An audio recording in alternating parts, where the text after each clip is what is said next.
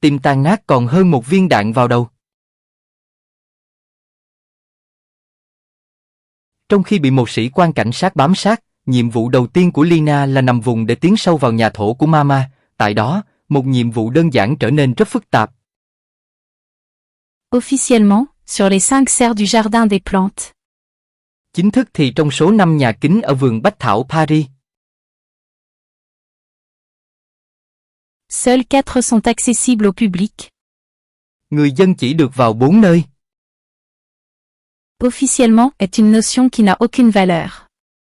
Khái niệm chính thức chẳng có giá trị gì. Dans le monde de la furie. Trong thế giới của Fury. Cette 5e serre mène au lieu. Nơi thứ 5 là nơi où se réunissent les parrains qui règnent sur le crime. Các bố già của 6 gia tộc tội phạm gặp gỡ. On les appelle l'Olympe, et c'est pour eux que travaille la furie. Bọn tôi gọi họ là Olympus, và Fury làm việc cho họ. Les parrains se détestent tous, mais travaillent ensemble. Các bố già ghét nhau nhưng vẫn làm việc với nhau. Le business avant tout. Làm ăn là trên hết. Et parmi eux, il y a celui qu'on surnomme la gelée. Và trong số đó có người được gọi là gieo ly. L'homme qui a tué mon père. Kẻ đã giết bố tôi. Toi, tu restes ici avec le fixeur. Cô ở lại với người dàn xếp đi. Et, tu vas où? Đi đâu vậy? T'observes et tu te la fermes. Cẩn thận và ngậm miệng lại. Ici, les gamines, ils les dévorent. Ở đây lũ trẻ bị ăn tươi nuốt sống. Te fie pas à leurs costards et leurs manières. Đừng tin vào bộ đồ sang trọng và cách họ cư xử. S'ils sont ici, c'est parce qu'ils ont volé, trahi et tué. Họ ở đây tức là đã cướp bóc, phản bội và giết người. Ils ont beaucoup tué. Họ giết nhiều người lắm. Joseph de la Brenne d'Otrante dit, le duc. Joseph de la Brenne d'Otrante, hay Duke. Y à part un parc ou un mur végétalisé où il fait pas pousser sa drogue. Gã sản xuất ma túy ở mọi công viên và tường cây xanh ở Paris. Eux, c'est les Tran, ils gèrent les jeux. Đây là Trang, chuyên lừa đảo. C'est à eux que t'as piqué le camion. Xe tải cô trộm là của họ. Là, t'as le Californien. Ở kia là Californian. Il fait dans la tech, arnaque au marché et chantage numérique. Gã thạo công nghệ, lừa đảo trên thị trường và tống tiền bằng mã độc. Pickpocket et vol à la tire, c'est le truc de Fehim. Móc túi, đó là sở trường của Fehim. On lui prête pas trop attention, et ça lui réussit. Chả ai để ý đến gã nên gã dễ bề hành động. Il bosse avec des gosses, mais fait pas dans les sentiments. Gã chỉ làm việc với trẻ em nhưng rất vô cảm. Mama, c'est la prostitution.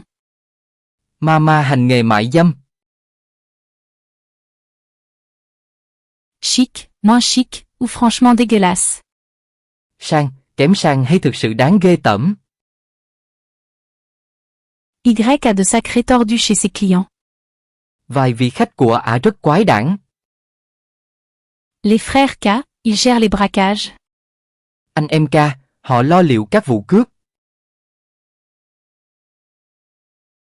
Ils percent les coffres et les crânes des flics. Phá két sắt và đập vỡ sọ cảnh sát. Ils sont fendus du casque, ces trois-là. Ba gã này rất lập dị. Karl, Fraco, et la gelée. Các, Fraco và Giao Ly đâu? T'es en retard? Đến muộn, như mọi khi. Selma, mon ange. Shema, cưng à. Depuis quand tu penses pouvoir nous convoquer? Từ khi nào cô nghĩ cô có thể triệu tập bọn tôi vậy?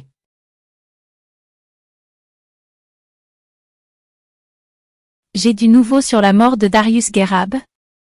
Tôi có tin về cái chết của Darius Guarab. L'enfoiré qui a tué mon père est là, et je reste avec les domestiques. Kẻ giết bố tôi nhẫn nhơ mà bà ấy bỏ tôi với lũ tay sai. Baisse d'un ton. Để ý âm lượng. C'est les lieutenants des 6 familles. Họ là cấp phó của 6 gia tộc. C'est pas parce qu'ils prennent du bon temps que ça va pas dégénérer. Họ đang vui không có nghĩa tình hình sẽ không xấu đi. La nitroglycérine, tu connais? Nghe về nitrolin chưa? La voyoucratie, c'est 1000 fois plus instable. Thói côn đồ còn thất thường hơn ngàn lần. Y a la furie pour résoudre les problèmes avant que ça dérape. May là Fury đã xử lý vấn đề trước khi chúng mất kiểm soát. Sans elle, Paris serait à feu et à sang. Không có cô ấy, Paris đã loạn rồi. Elle fait ça depuis des années. Cô ấy làm vậy nhiều năm rồi. Avant, il y avait sa mère, sa grand-mère. Trước đây là mẹ cô ấy, bà cô ấy. Je me fous des histoires de famille. Tôi kệ sát lịch sử gia đình. C'est ta boss, donc ferme ta gueule, et bouge pas ton cul d'ici. Cô ấy là sếp của cô nên im đi và đừng hòng chạy đi đâu. Putain, qu'est-ce qu'il fout là, lui? Gã làm cái quái gì ở đây? M. Park, le chef des assassins du milieu. Ông Parker, thủ lĩnh nhóm sát thủ của thế giới ngầm. Une vraie saloperie, t'en approche pas. Gã khốn xấu tính, chớ đến gần gã. Oh, pardon. Xin lỗi. Excusez-moi. Tôi xin lỗi. Tu fais quoi, là, où tu? Cô làm gì vậy, cô đi đâu? Lâchez-le. Thả anh ta ra. Donc, après des mois sans piste, tu as enfin trouvé quelque chose. Sau nhiều tháng không có manh mối, cuối cùng cô cũng lần ra gì đó à? Tu fais mentir ceux qui te croyaient inutile. Cô biến những ai nghĩ cô vô dụng thành kẻ dối trá. Darius est mort parce qu'il vous a volé de l'argent, mais il a laissé un message. Darius chết vì trộm tiền của mấy người, nhưng gã đã để lại lời trăn trối. Désignant le coupable. Chỉ ra thủ phạm ư? Désignant la gelée. Chỉ ra Jelly. C'est quoi, ces poucaves de merde? Oh, calme. Chuyện quái quỷ gì thế, bình tĩnh đi. T'as un problème, quoi? Có vấn đề sao, sao vậy? Une livraison pour la furie. Có hàng được giao cho Fury. C'est envoyé par la gelée. Jelly gửi đến. C'est quoi, Selma? Gì vậy, Shema? C'est quoi? Gì vậy? C'est la gelée. Là Jelly. Oh, fuck. Mẹ kiếp. La furie peut pas s'empêcher de ramasser des chiens perdus. Fury không thể trơ mắt nhìn mà không bắt chó đi lạc. Mais un chien, ça se dresse. Chó thì cần được huấn luyện. T'as compris? Hiểu chưa? Alors, aboie. Nào, sủa đi. Aboie. Sủa đi. Aboie, lâche-la. Sủa đi, thả con bé ra. Encore une crise? Cuộc biến động khác à? Dis-moi si t'as besoin d'aide. Cần giúp thì bảo tôi nhé. Ouais, tu peux m'aider, ouais. Anh có thể giúp đấy. Trouve des rails de métro et pose ta tête dessus. Tìm đường tàu điện ngầm nào mà đặt đầu vào nhé. T'es fini, Selma. Cô xong rồi, Selma. En temps de guerre, l'Olympe a besoin de soldats. Trong thời chiến, Olympus cần binh lính. Pas d'une justicière. Không phải dân quân. La prochaine fois, elle sera pas là. Lần tới, cô ta sẽ không ở đó đâu. Tu l'aurais laissé te casser le bras. Cô muốn gã bẻ gãy tay à? Vous avez vu la gelée? Bà thấy Giao Ly chưa? Le mouton noir des frères K. Kẻ lạc loài trong anh em ca. Braqueur créatif, mais malchanceux. Tên cướp sáng tạo nhưng xui rủi. Ça, c'est quand il s'est refermé un coffre sur le doigt. Đây là lúc gã dập cửa két sắt vào ngón tay. Abonné au coup foireux. Gã dễ phạm sai lầm. Joueur invétéré. Nghiện cờ bạc nặng. Ça, c'est un truc laissé par une famille de manie aux mauvais payeurs. Một gia tộc ở Manila sẽ làm vậy đối với con nợ. Ça, c'est plus récent, un chien. Vết này mới, do chó. Ça, plus la mort de ton père, c'est une déclaration de guerre. Điều đó với cái chết của bố cô tạo thành lời tuyên chiến. Reste à trouver de qui ça vient. Ta chỉ cần tìm ra ai đứng sau. Lui seul pouvait me dire pourquoi mon père a été tué. Gã là kẻ duy nhất có thể cho tôi biết lý do bố bị giết. J'ai plus rien à faire ici. Tôi không còn gì để làm. Avec des gens comme vous. Với những người như bà nữa. Tu veux plus savoir pourquoi ton père est mort, moi, si. Cô muốn biết vì sao bố cô chết, tôi cũng vậy. Plus vite t'oublieras ton ancienne vie, mieux ce sera. Càng nhanh quên cuộc sống cũ càng tốt. On quitte pas le milieu. Chẳng ai rời thế giới ngầm đâu. C'est tout. Chỉ vậy thôi. Quoi, c'est tout ce qu'on a. Sao, ta chỉ có thế. Mais sa tête. Còn đầu thì sao? Pourquoi il n'y a pas la tête? Sao không có đầu? Ça va pas, gamine. Sao vậy cô bé? Premier cadavre. Lần đầu thấy xác à? Dans cet état-là. Trong tình trạng này. Bon, allez, va te reposer. Được rồi, đi nghỉ đi. Rendez-vous demain 9h à cette adresse. Mai gặp ở địa chỉ này lúc 9 giờ nhé. Pas besoin de te dire ce qui se passera si t'es pas là. Nếu vắng mặt thì biết sao rồi đấy. Tu sais où dormir? Biết ngủ đâu chưa?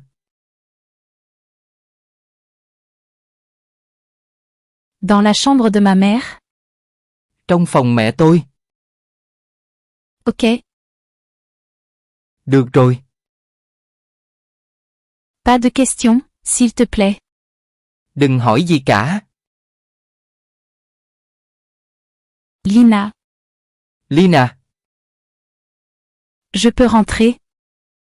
Anh vào nhé. Tu veux un t-shirt pour cette nuit? Tối nay mặc áo phông nhé. Ça te va? Chiếc này nhé. Ouais, merci. Ừ, cảm ơn anh. Sexy. Quyến rũ quá đi. Je vais t'en donner du sexy, moi. Em quyến rũ anh cho xem. Merde. Khỉ thật. Dernière fois que t'es en retard. Lần cuối đến muộn nhé. Une minute de retard. Có mỗi 1 phút. Quoi?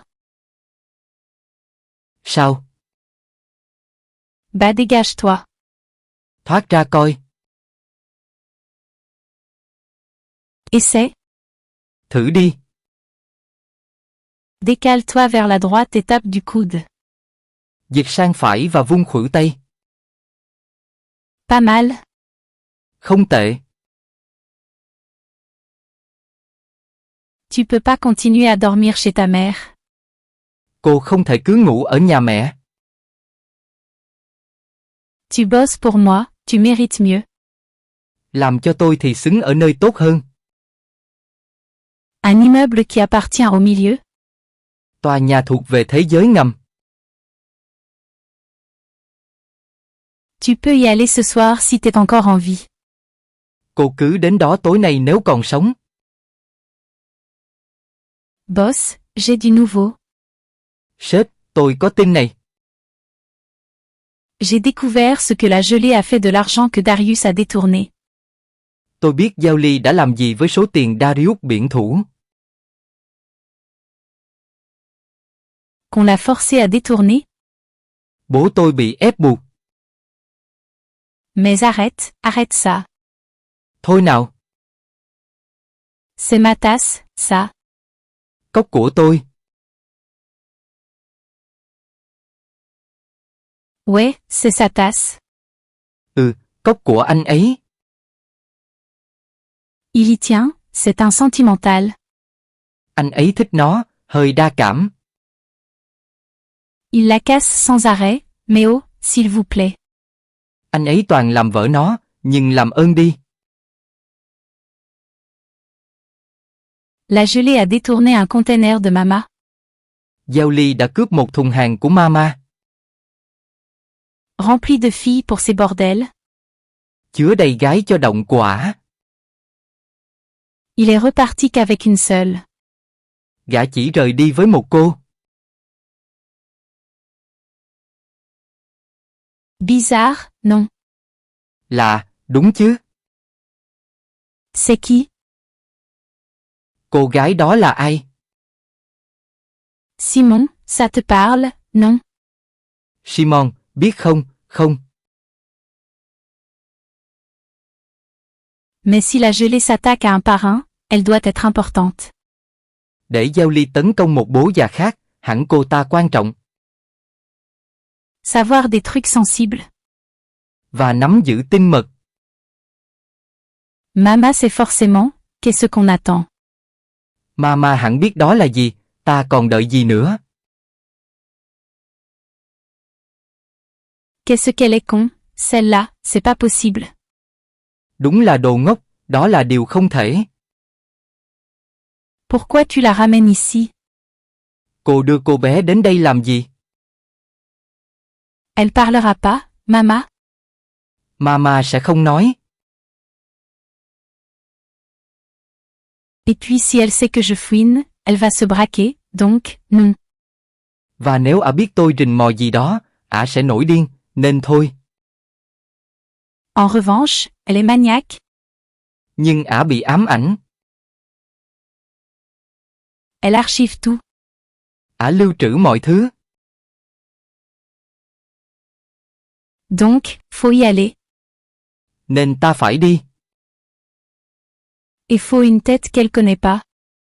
Ta cần người ả không biết. Un grand magasin en plein cœur de Paris. Một cửa hàng bách hóa ở trung tâm Paris. Quel meilleur endroit pour vendre ses filles? Còn nơi nào tốt hơn để bán các cô gái? Mama reste en coulisses. Mama ở nơi bí mật. Elle a tout prévu pour que sa clientèle de luxe puisse assouvir ses fantasmes. Ả đã lên kế hoạch để khách của Ả có thể tận hưởng mơ mộng của họ. Suivez-moi. Đi theo tôi. Tu vas te glisser dans le prochain arrivage. Cô sẽ lẻn vào chuyến tới. Dépêche-toi. Nhanh lên. Tu vas fouiller son bureau. Rồi tìm trong văn phòng của Ả. Allez, c'est par ici. Nào, lối này. Si Mama se tait alors que la gelée lui braque une fille. Nếu Mama im lặng khi Giao Ly trộm một cô gái của Ả. C'est qu'elle cache quelque chose. Tức là Ả đang che giấu gì đó. Quelque chose qui pourrait expliquer la mort de la gelée et celle de ton père. Thứ có thể sẽ giải thích cho cái chết của Giao Ly và bố cô. Tourne. Xoay vòng đi. Ouais, c'est bien. Ừ, tốt rồi. J'adore, t'es belle. Mẹ rất thích, đẹp lắm. La belle mariée. Con đẹp lắm, cô gái của mẹ. J'adore. Mẹ rất thích. Les voilà, mes petits oiseaux. Đây rồi, những chú chim non của mẹ. Ménagez-les, hein, elles viennent de loin. Nhẹ nhàng thôi, họ vừa đi một chặng dài. Oui, c'est bon. Đúng rồi, tốt lắm. Tu n'as pas faim, ma grande? Con không đói à, gái yêu. Après un si long voyage? Sau chuyến đi dài như vậy? C'est rare. Thật lạ thường. Tu te sens un peu perdu? Con thấy lạc lõng à? N'est-ce pas? Phải không? Y en a une de trop. Thừa một người. Quoi? Sao cơ? Un type me doit un service. Có người nợ tôi một ân huệ. Il va pirater leur système informatique. Hắn sẽ hack hệ thống máy tính. Dedans, t'es toute seule. Trong đó cô chỉ có một mình. Non, c'est bon, un bug. Ổn rồi, lỗi máy thôi. Allez, préparez mes filles. Nào, chuẩn bị để các cô gái của tôi. Pour être présentées au monde. Ra mắt thế giới nào. Allez. Nhanh lên. Va au dernier étage. Cô cần lên tầng cao nhất. C'est là que Mama a ses quartiers.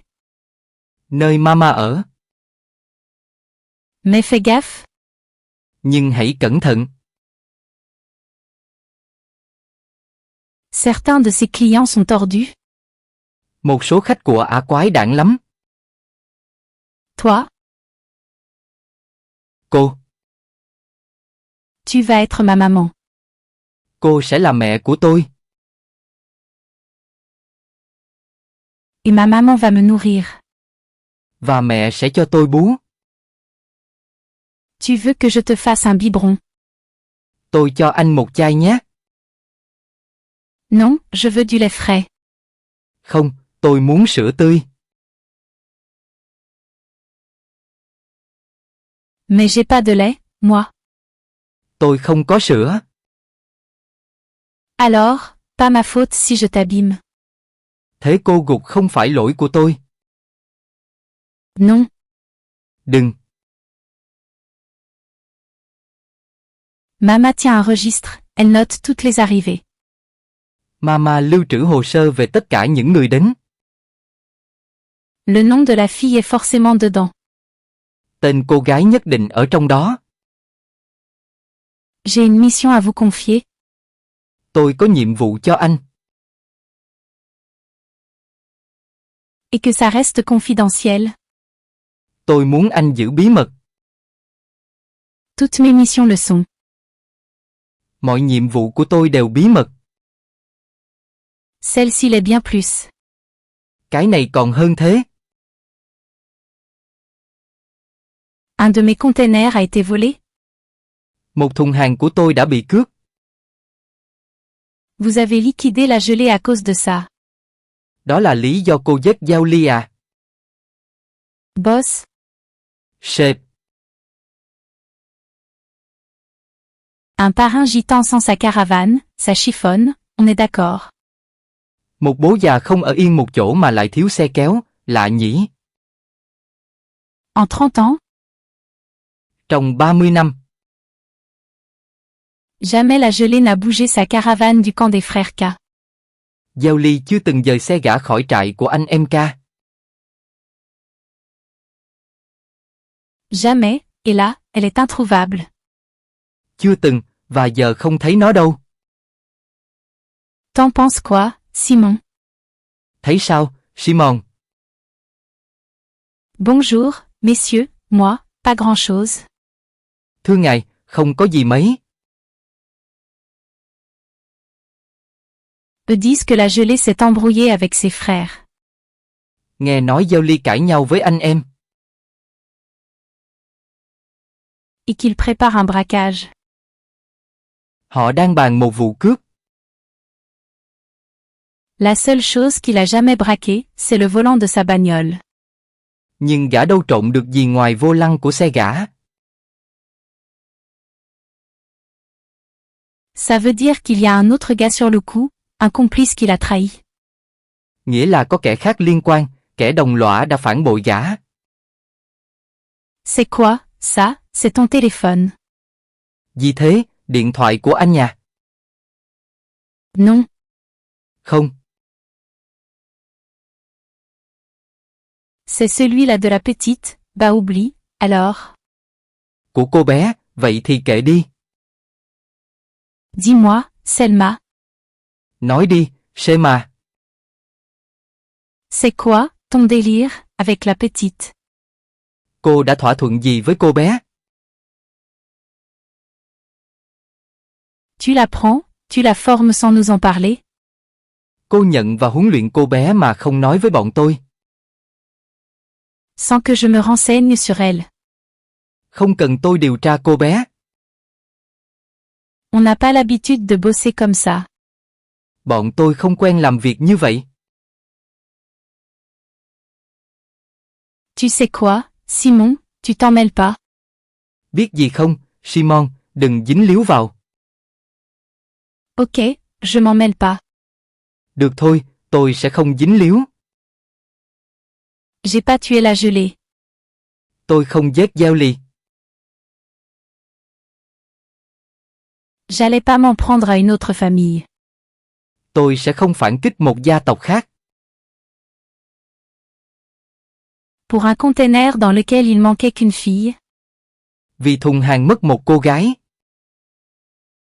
Et vous vous dites que si ses frères apprennent pour le container. Cô nghĩ nếu anh em gã biết về thùng hàng. Oui, comme vous, ils penseront que c'est moi qui l'ai tué. Phải, họ cũng như anh, nghĩ tôi giết gã. Prouvez votre innocence. Chứng minh cô vô tội đi. C'est pas le travail de la furie. Đâu phải việc của Fury. La furie veut faire la lumière. Fury muốn làm sáng tỏ. Moi, j'aime l'obscurité. Tôi thì thích bóng tối. C'est votre rayon.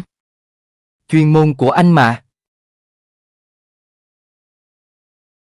La gelée a organisé ses vols juste pour elle, qui est ce? Giao Ly tiến hành vụ cướp chỉ vì cô gái này, cô ấy là ai? Asma,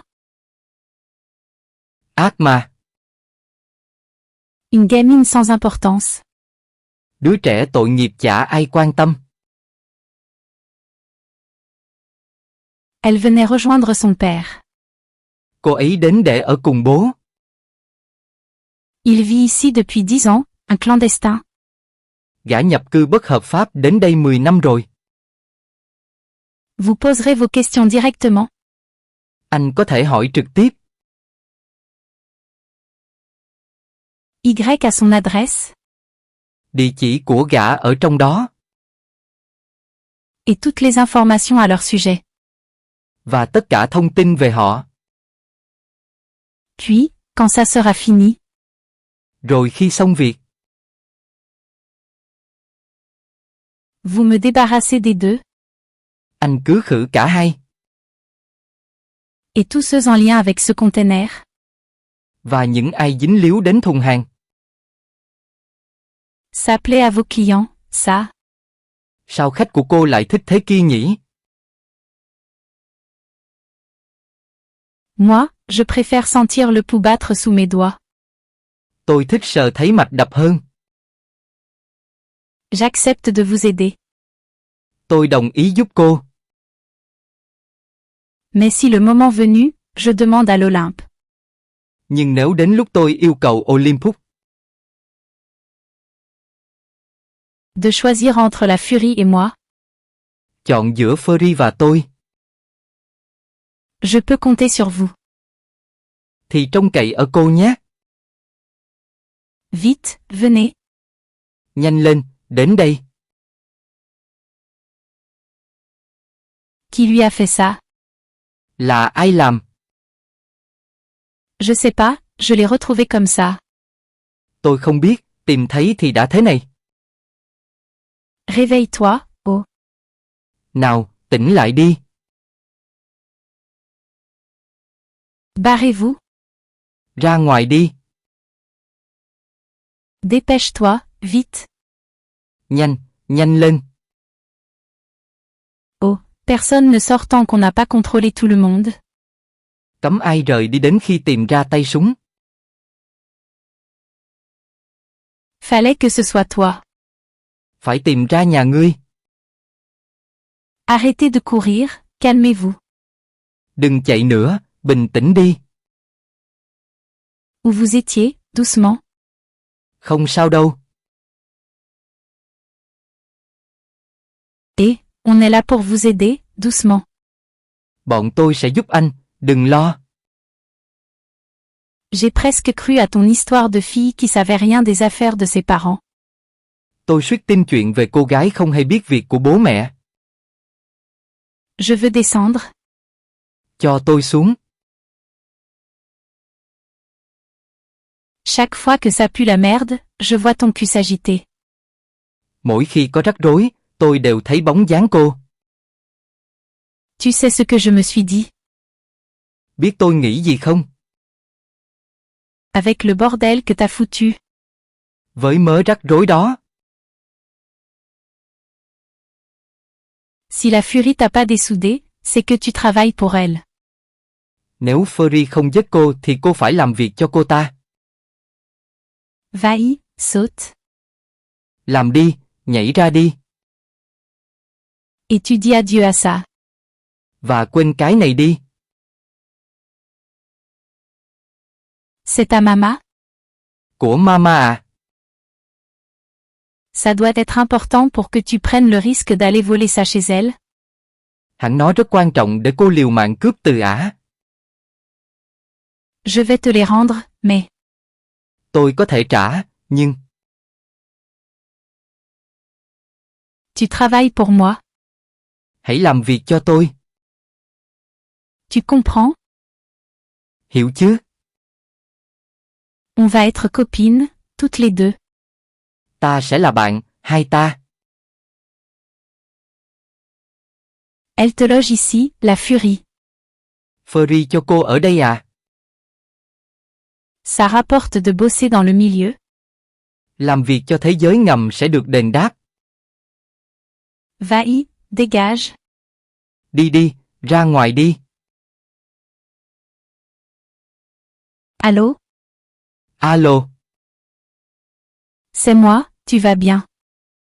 em đây, anh ổn chứ? Ça va, t'es où? Je reste avec maman, ce soir. Em đang ở đâu vậy? Tối nay em ở với mẹ. T'es sûr, j'ai vraiment envie de te voir. Chắc chứ, anh rất muốn gặp em. Je suis désolée, mais elle a vraiment besoin de moi. Em xin lỗi, mẹ thực sự cần em. Je comprends, je t'aime, mon chat. Anh hiểu, em yêu anh. Moi aussi. Anh cũng vậy.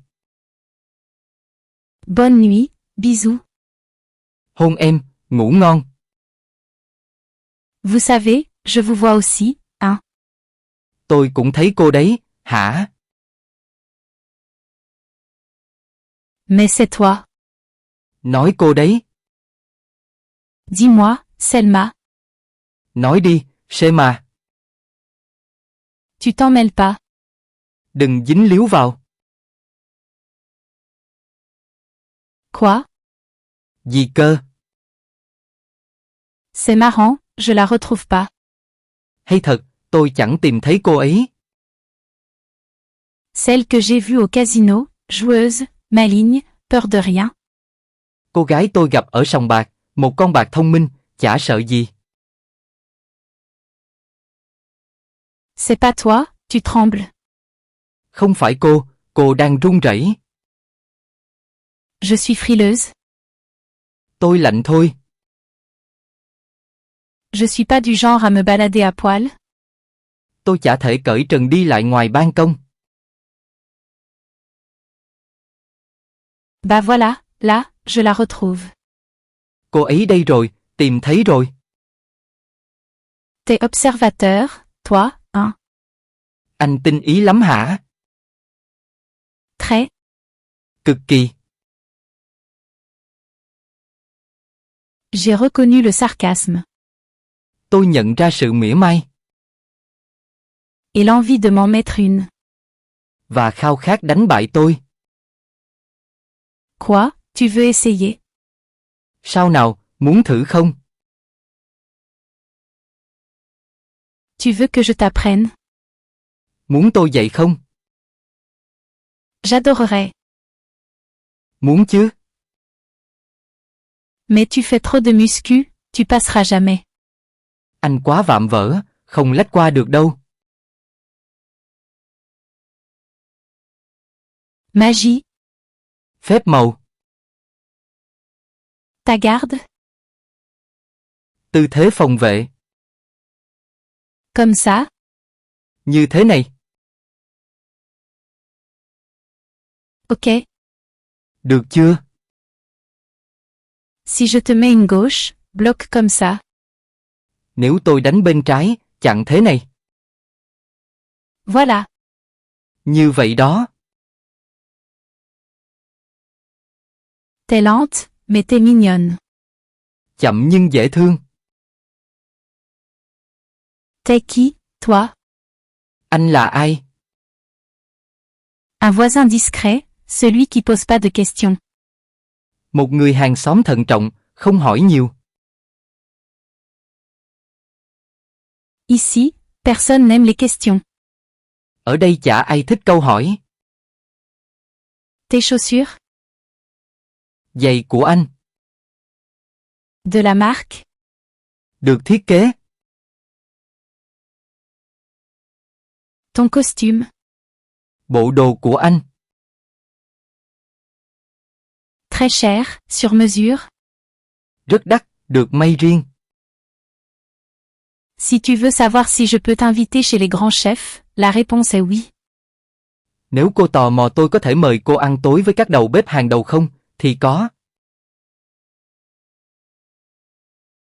Ce que tu fais en premier quand tu rentres, c'est l'enlever. Nhưng vừa về là anh cởi nó ra đầu tiên. Y a qu'à te regarder pour voir que ton beau costume. Tôi vừa nhìn đã biết bộ đồ đẹp đẽ. Ta belle gueule. Vẻ đẹp trai. Ton corps parfait. Và thân hình hoàn hảo của anh. Merci, c'est un rôle que tu joues. Cảm ơn, đó là vai anh đang diễn. T'as peur qu'on devine que tu détestes ce que tu fais. Anh sợ ai đó sẽ biết anh ghét điều anh làm. Allez, fais de beaux rêves. Đi đi, mơ đẹp nhé. Debout, patate. Dậy nào, con sâu ngủ. Il est midi. Trưa rồi. Oh, vous m'avez foutu la trouille. Dọa tôi chết khiếp. Je peux faire pire. Tôi có thể làm dữ hơn. Ou, je tremble. Tôi run hết cả lên. Mais pas autant que vous. Nhưng chưa bằng bà. Je suis la seule à avoir remarqué. Mỗi tôi để ý à. Tu vois quelqu'un qui tremble. Giờ thì ai đang run? Dernière fois que tu me parles de ça. Lần cuối cô nói về nó. C'est bien, t'as assuré, hier. Tốt, hôm qua cô làm tốt lắm. T'as foutu le bordel, mais t'as assuré. Tuy gây rối nhưng làm tốt lắm. Grâce à tes infos, on en sait plus sur la fille. Nhờ tin cô có mà bọn tôi biết thêm về cô gái. Asma, Ác mà. j'ai demandé au boueux d'aller fouiller chez son père. Tôi nhờ Múc mang lục soát nhà bố cô ấy. Il va pas tarder. Anh ấy sắp về rồi. Tu vois, Thấy chưa? alors, j'ai pas trouvé le père d'Asma, mais j'ai trouvé des croissants.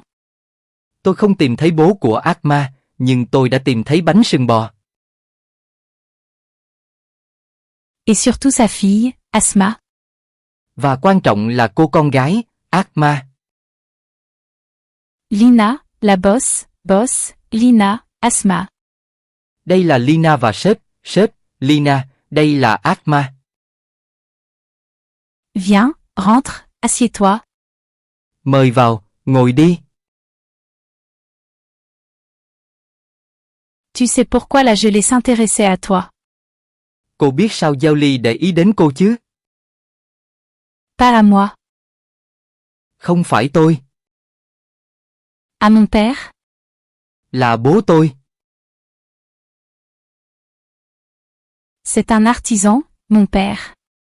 Bố tôi là nghệ nhân. Un véritable génie. Một thiên tài thực thụ. Il transforme tout ce qu'il touche en or. Thứ bố chạm vào đều thành đồ quý.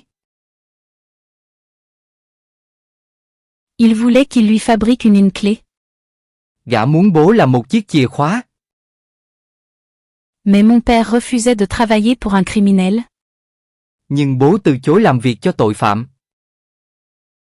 Moi, j'ai servi de monnaie d'échange. Tôi là quân cờ để thương lượng. Une clé pourquoi, exactement? Chìa khóa để làm gì? Je sais pas. Tôi không biết. Et vous avez été en contact, depuis? Kể từ đó cả hai đã từng liên lạc chưa? Un message il y a 3 jours.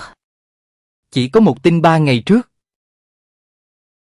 T'inquiète pas, mon poussin, il me traite bien, je rentre vite. Đừng lo, họ đối xử với bố rất tốt, bố sẽ sớm về. Attends, vas-y, remets. Khoan, tua lại đi. T'inquiète pas, mon poussin, il me traite bien, je rentre vite. Đừng lo, họ đối xử với bố rất tốt, bố sẽ sớm về. La caravane de la gelée. Anh ấy ở trong xe kéo của Giao Ly. Remets. Lại lần nữa đi. C'est un métro aérien, non. Là tàu điện trên cao, không. C'est le RER, Y a des bruits de machine, remets. Đó là ER, có tiếng máy móc. Il me traite bien. Họ đối xử với bố rất tốt. C'est une casse, non, ouais. Bãi phế liệu, đúng chứ, Pas ça qui manque, mais oui. Chúng đầy rẫy, nhưng đúng, Y a des chiens aussi. có cả chó nữa. Vous les avez pas entendus, non. Bà không nghe sao, không? Faut pas s'en vouloir, y a des sons qu'on n'entend plus après 25 ans. Đừng tự trách, có những tiếng lớn là không nghe thấy nữa. Y avait des traces de morsures sur le corps. Có vết cắn trên thi thể của Giao Ly. Je crois pas qu'il s'était mis au combat de chiens. Tôi không nghĩ gã thích chọi chó. T'inquiète pas. Đừng lo. Il me traite bien, je rentre vite. Họ đối xử với bố rất tốt, bố sẽ sớm về. La casse, du gros, là, Tony. Bãi phế liệu của gã to xác, Tony. Elle est derrière la ligne C, il a un chenil. Nó ở sau dãy C, có một cái củi. On y va, ouais. Đi thôi, đi thôi. Tu t'occuperas des chiens. Cô lo liệu lũ chó. J'ai peur de pas les entendre arriver. Tôi sợ không nghe thấy chúng đến. Il est où, Simon, j'en sais rien. Simon đâu, tôi không biết. Ça va, ma petite chérie. Anh ổn chứ, anh yêu. Non, ça va pas, là. Không, tôi không ổn. Vraiment pas. Không hề ổn. Avance. Đi đi. Reste là. Ở yên đó. Mettez-le à l'arrière, et détruisez ça. Đưa hắn ra phía sau, và hủy hết đi. Allez, avance, avance. Đi nhanh lên. C'est quoi, ce bordel? Cái quái gì thế? Va-y, on les occupe. Đi đi, bọn tôi sẽ lo liệu chúng. Merde. Khỉ thật.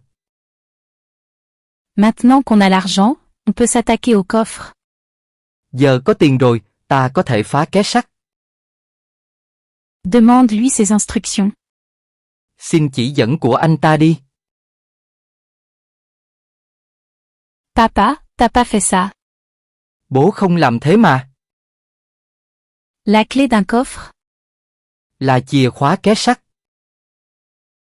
De l'orfèvrerie, impossible à faire à moins d'être un génie. Đồ bạc, không thể, trừ khi là thiên tài. Ils ont chopé le père d'Asma pour ça. Nên họ mới bắt bố ác ma.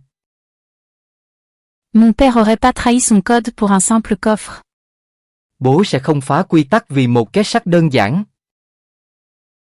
Pas n'importe lequel, 6 morceaux. Không phải két sắt bình thường, 6 mảnh. Le coffre des parrains. Két sắt của bố già. Pas grand-chose de plus précieux dans le milieu. Thứ có giá trị nhất trong thế giới ngầm. Et les Tran en ont la garde? Trang trông chừng nó. Ils foutent quoi? Họ đang làm gì thế? Les Tran répondent pas, je vais devoir y aller. Trang không trả lời, tôi phải đi thôi. La note que t'as trouvée prouve que ton père et la gelée préparaient le vol. Lời nhắn cô tìm thấy chứng tỏ bố cô và Giao Ly đã lên kế hoạch trộm két sắt. Et surtout qu'il bossait pour quelqu'un. Chứng tỏ anh ta đang làm việc cho ai đó.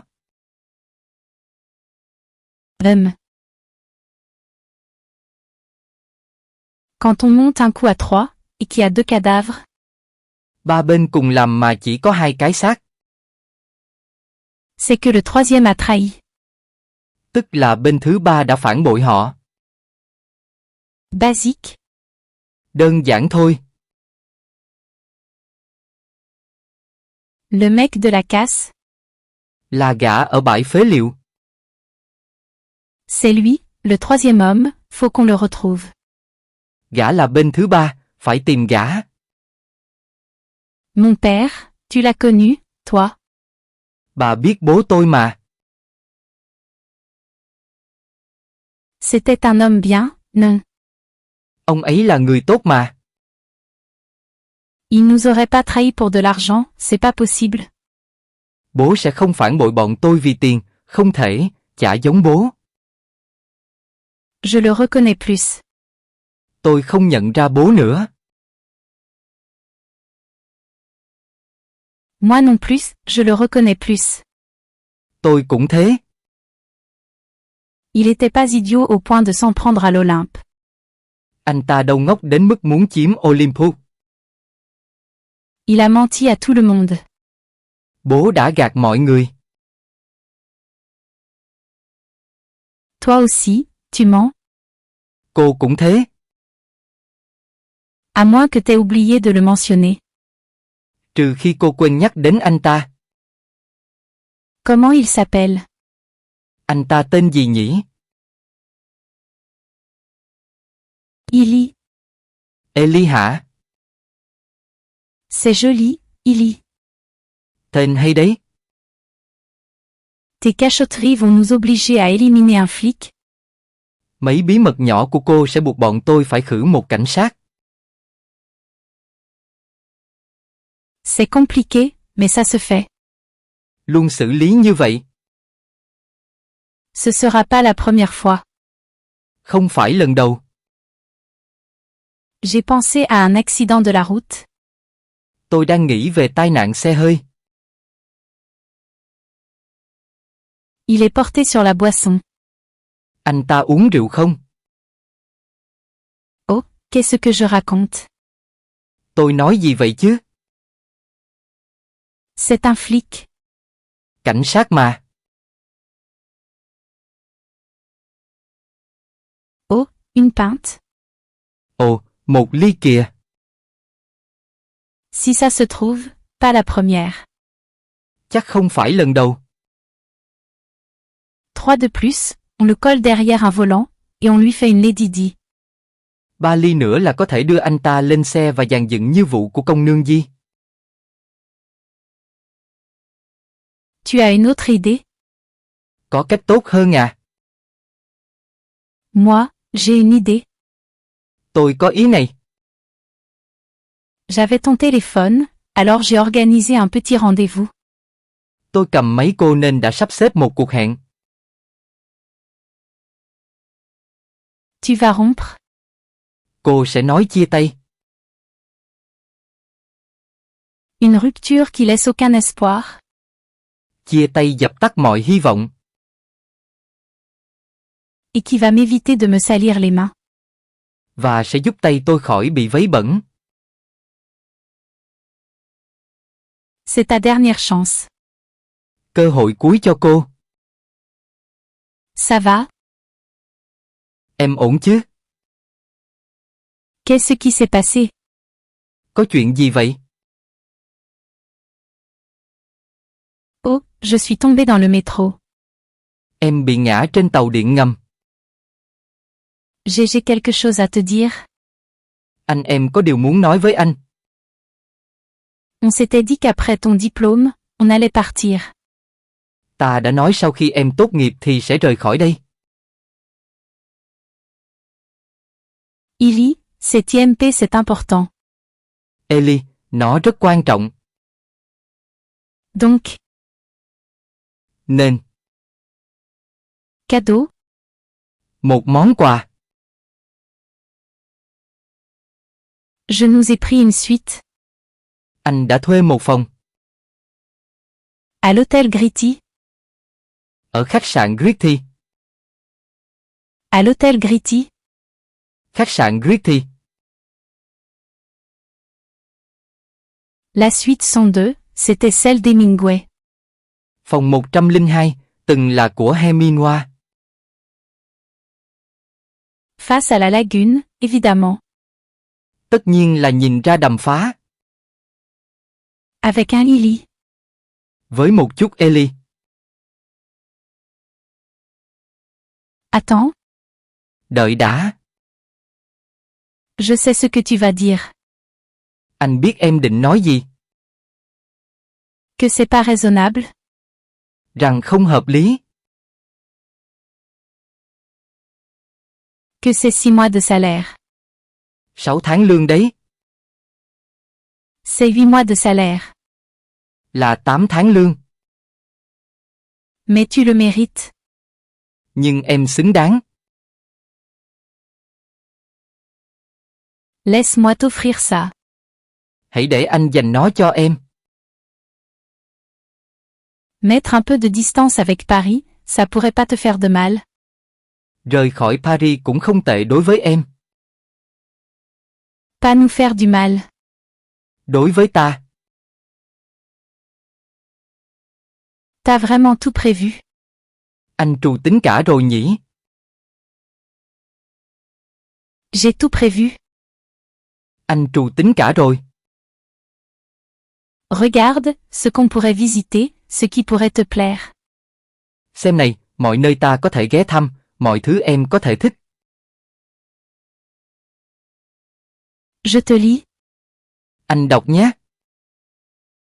Ça, c'est pour moi. Cái này.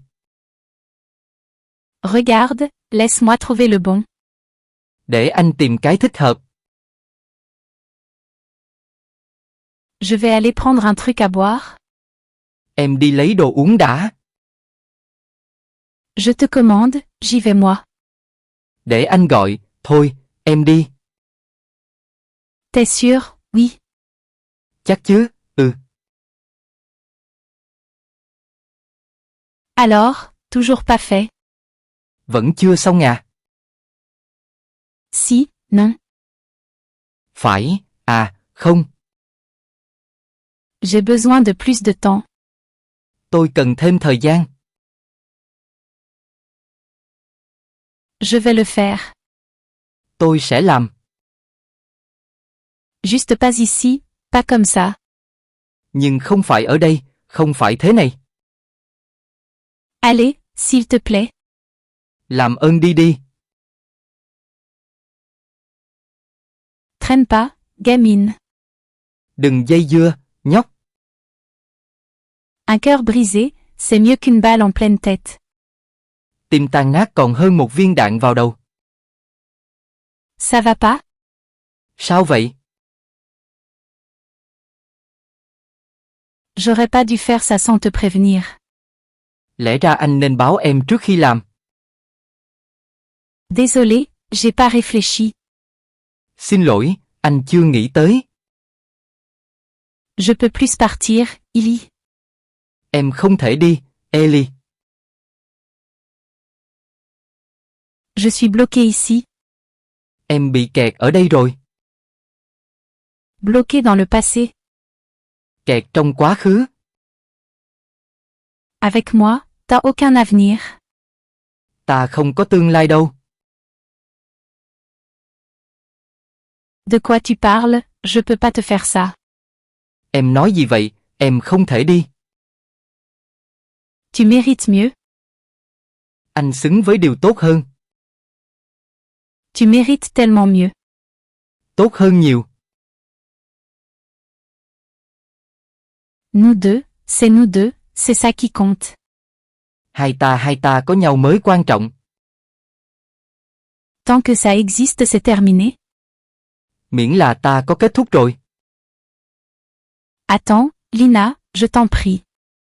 Đừng, đợi đã, Lina, xin em. Je sais que t'as peur, ok. Anh biết em sợ, được chứ? T'as peur, mais quand je nous regarde, je vois un avenir. Em sợ, nhưng khi nhìn hai ta, anh thấy tương lai. Juste, fais-moi confiance. Hãy cứ tin anh. Je dois partir, non, Lina. Tin anh đi, Lina, em phải đi rồi. Mais t'es con ou quoi? Anh ngốc hay gì? J'en peux plus là, de ton sourire idiot, de tes. Em chịu hết nổi rồi, điệu cười ngu ngốc của anh. De tes blagues de merde, de tes attentions à la con. Mấy trò đùa vớ vẩn của anh, sự chăm sóc ngu ngốc của anh. Écoute-moi, tu m'étouffes. Nghe anh, em thấy ngột ngạt. Tu m'étouffes. Em thấy ngột ngạt. Nous deux, c'est terminé. Hai ta kết thúc rồi. Biên dịch, Thu An Ngoãn.